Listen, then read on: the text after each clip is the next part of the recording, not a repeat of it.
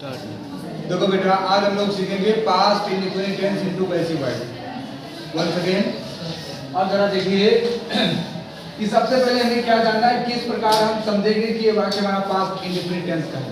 बेटा, अफर्मेटिव में यानी इस टेंस में तीन टाइप के वाक्य ही आपको सिखाए गए हैं, अफर्मेटिव, नेगेटिव और इंट्रोगेटिव, इंट्रोगेटिव नेगेटिव। अब जरा देखिए कि अफर्मेटिव वाक्य होगा बेटा, तो इसमें सबसे पहले सब्जेक्ट लगा होगा, उसके बाद क्रिया की सेकंड फॉर्म लगी होगी। इससे आप समझ जाएंगे कि वाक्य हमारा पास्ट इंडेफिनिट टेंस का अफर्मेटिव सेंटेंस है। अब अगर नेगेटिव की बात करें बेटा, तो इसमें डिड नॉट प्लस वर्ब की फर्स्ट फॉर्म लगी रहेगी, तब आप समझ जाना कि ये वाक्य हमारा पास्ट इंडेफिनिट टेंस का subject did not plus verb की फर्स्ट फॉर्म लगी हुई है।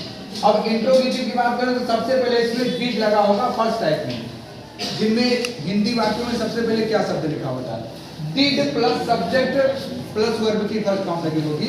इससे आप समझ जाओगे कि वाक्य हमारा पास्ट इंडेफिनिट टेंस का है।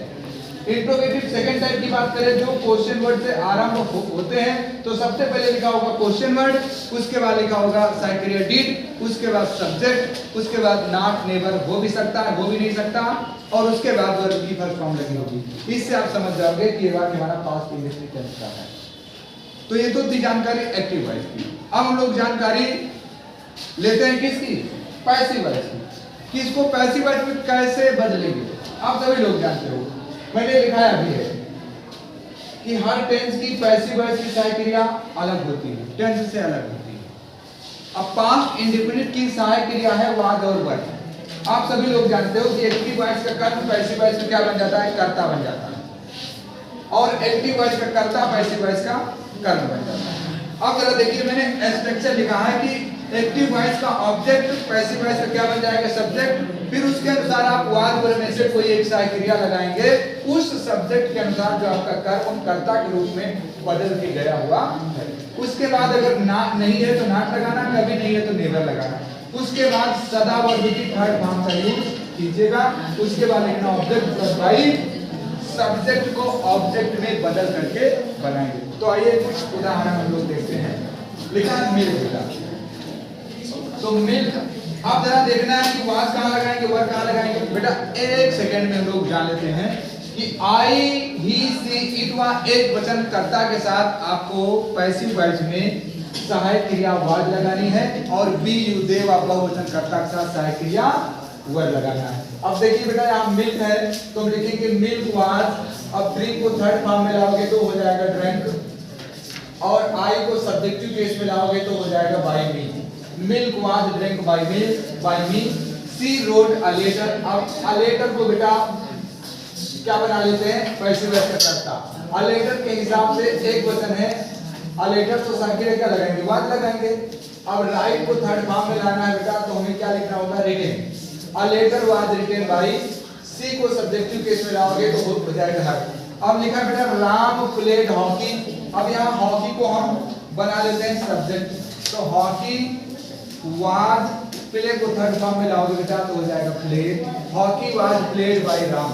राम नाउन है बेटा, मैंने लिखा था नाउन बाय नाउन।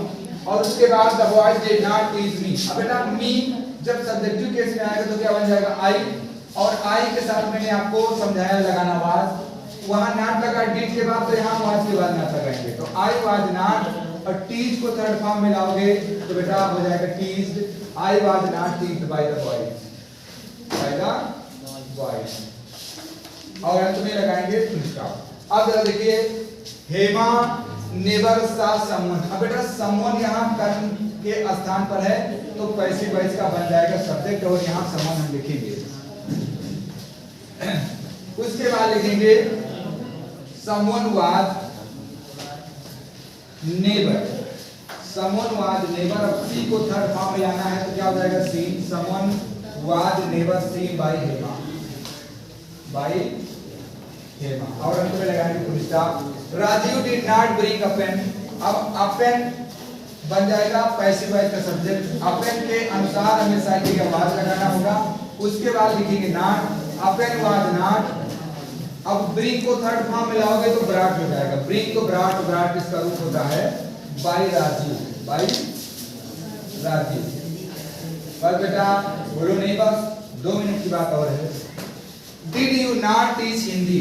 अब बेटा ये इंट्रोगेटिव है, इंट्रोगेटिव के लिए सबसे पहले आपको अगर डिड लगा तो वाज वर्ब में से कोई एक सा क्रिया लगाना ऑब्जेक्ट जो आपका था सब्जेक्ट के अनुसार, यानी कि वाज वर्ब में से। अब यहाँ देखिए हिंदी लिखा है तो हिंदी जब एक पैसिव वॉइस से क्या बनेगी सब्जेक्ट, तो इसके अनुसार हमें क्रिया क्या लगाना है वाज। तो वाज हिंदी और उसके बाद लिखेंगे नॉट।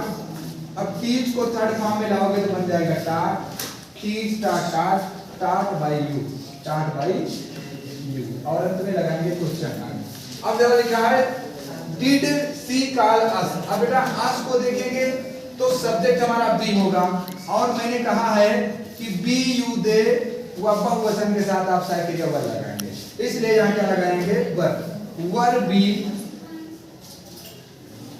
बी कॉल्ड बाय हर, सी का हो जाएगा हर। अब जरा देखिए लिखा why did Radha see them.